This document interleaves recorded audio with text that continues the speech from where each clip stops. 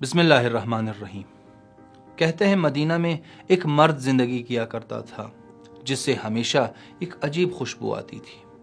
ایک دن ایک شخص اس کے پاس آیا اور اس کے خوشبو کے بارے میں دریافت کرنے لگا۔ اس نے اس سے پوچھا کہ تم کون سی خوشبو استعمال کرتے ہو، لیکن اس مرد نے بتانے سے انکار کر دیا۔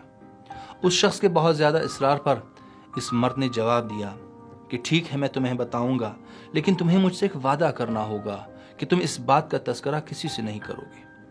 میں کوئی خوشبو استعمال نہیں کرتا، بلکہ اس خوشبو کا راز یہ ہے کہ جوانی کے ایام میں جب میں بہت حسین تھا اور کپڑے کا کاروبار کیا کرتا تھا، تو ایک دن دو خاتون میری دکان پر آئے، کچھ کپڑے خریدے اور مجھ سے کہنے لگے کہ یہ کپڑے ہمارے گھر تک پہنچا دو اور وہیں پر ہم تمہیں ان کپڑوں کے پیسے دیں گے۔ میں دکان بند کر کے ان کے ساتھ روانہ ہوا، اور جب ان کے گھر کے پاس پہنچا تو وہ دونوں خاتون گھر کے اندر داخل ہو گئیں اور مجھے باہر انتظار کرنے کا کہا۔ میں کچھ دیر انتظار کرتا رہا اور کچھ دیر بعد وہ دونوں خاتون دوبارہ باہر آئیں اور مجھے گھر میں داخل ہونے کی دعوت دی۔ میں ان کے ساتھ گھر میں داخل ہوا اور انہوں نے مجھے لا کر ایک کمرے میں بٹھا دیا جہاں پر ایک دسترخوان بچھا ہوا تھا۔ کچھ دیر بعد ایک حسین خاتون اس کمرے میں داخل ہوئیں اور آ کر میرے سامنے بیٹھ گئیں۔ مہربانی سے مجھ سے باتیں کرنے لگی، مجھے کھانا کھانے کی دعوت دی۔ ہم نے کھانا کھایا اور کھانا کھانے کے بعد وہ خاتون کہنے لگی کہ تمہیں یہاں پر دعوت دینے کا اصل مقصد گناہ کرنا ہے، ورنہ میرے پاس کپڑوں کی کمی نہیں۔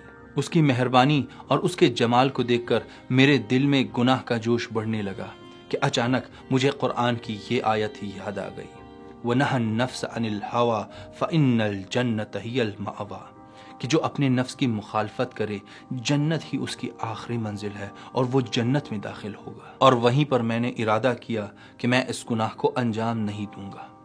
جب اس خاتون نے محسوس کیا کہ میں گناہ کا ارادہ نہیں رکھتا تو اس نے چند لوگوں کو بلایا اور وہ مجھے باندھ کر مارنے لگے۔ میں نے کہا کہ اگر تم میرے ٹکڑے ٹکڑے بھی کر دو تو میں اس گناہ کو انجام نہیں دوں گا، اور وہ مجھے مارتے گئے یہاں تک مارا کہ میرے جسم سے خون جاری ہو گیا، اور میں ڈر گیا کہ کہیں یہ لوگ میری جان نہ لے لیں، اور وہیں پر اپنی جان بچانے کے لیے میرے ذہن میں ایک ترکیب آئی۔ میں نے ان سے کہا کہ اچھا ٹھیک ہے، میں اس گناہ کے لیے تیار ہوں۔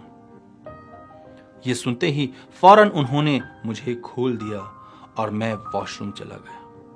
وہاں سے نجاست اٹھا کر میں اپنے چہرے، جسم اور کپڑوں پر لگانے لگا۔ اپنے پورے جسم پر نجاست لگا کر میں وہاں سے باہر آیا اور اس خاتون کے پاس گیا۔ جو ہی انہوں نے مجھے اس حالت میں دیکھا، مجھ سے دور ہونے لگے، مجھ سے فرار کرنے لگے، اور اسی فرصت کو غنیمت جان کر میں فرار کرنے لگا۔ میں دروازے کے پاس پہنچا، میں نے دیکھا کہ دروازے پر تالا لگا ہوا ہے۔ میں نے اللہ کا نام لے کر تالے کو کھینچا اور اللہ کے حکم سے تالا کھل گیا، اور میں اپنے آپ کو صاف کرنے پاس ہی ایک موجود نہر کی جانب چلا گیا۔ نہر میں نہانے لگا، اور نہانے کے بعد جو ہی نہر سے واپس باہر آیا تو ایک شخص میرے نزدیک آیا۔ اس نے مجھے بہت خوبصورت کپڑا دیا اور پہننے کو کہا۔ میں وہ کپڑا پہن کر اس کے پاس دوبارہ واپس آیا تو اس شخص نے کہا کہ تمہارے یہ کپڑے کبھی بھی خراب نہیں ہوں گے، اور مجھے اس نے ایک خوشبو لگائی جس کی خوشبو آج تک موجود ہے، اور یہ وہی خوشبو ہے۔ اس واقعے سے ایک بات واضح ہو جاتی ہے کہ اگر انسان قرآن کی صرف ایک آیت پر مضبوط ایمان رکھتا ہو، محکم ایمان رکھتا ہو، تو قرآن کی ایک آیت انسان کو شیطان کے بڑے بڑے وسوسوں اور بڑے بڑے گناہوں سے بچا سکتی ہے۔ اور اگر انسان اس گناہ سے پرہیز کر لے تو اللہ کی خاص رحمت انسان کو مل سکتی ہے۔ اور روایات میں بیان ہوا ہے کہ اللہ تعالیٰ جب دیکھتا ہے کہ اس کا کوئی بندہ اس کی وجہ سے گناہ نہیں کرتا تو وہ فرشتوں کے سامنے فخر سے کہتا ہے، اللہ اپنے فرشتوں کے سامنے فخر سے کہتا ہے کہ اے فرشتوں، دیکھو اس جوان کو کہ یہ گناہ انجام دے سکتا تھا، لیکن اس نے میری محبت میں اور میری رضا کی خاطر اس گناہ کو انجام نہیں دیا۔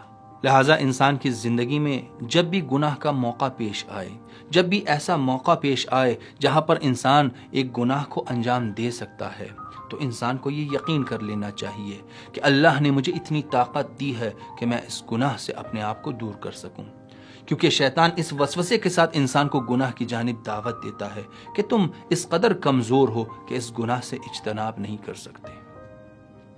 اور دوسری بات، یہ بات یاد رکھنے کی ضرورت ہے کہ اگر خدا نخواستہ میں اس گناہ کے دوران مر گیا تو مجھے توبہ کا موقع نہیں ملے گا۔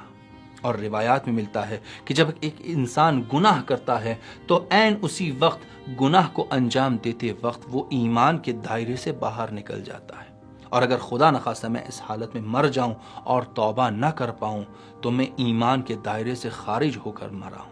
لہٰذا وہیں پر عہد کریں کہ میں نے گناہ کو انجام نہیں دینا ہے۔ اپنا خیال رکھیے۔